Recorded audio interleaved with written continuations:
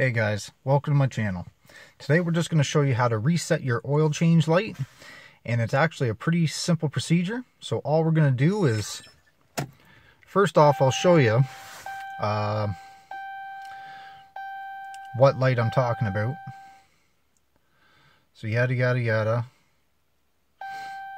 oil change due. So to get rid of that, we're going to put the key to the on position. 1, 2, 3 on the gas pedal and turn it off. Now when you start your truck, the change oil indicator will be gone.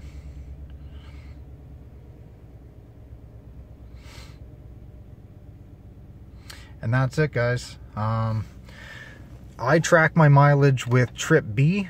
So as you can see, I got 2943. So I do my own oil changes, so I've got track on it. But yeah, so hopefully this helps you out. And yeah, if you like this video, feel free to like, share, and subscribe. Thanks, guys. We'll see you next time.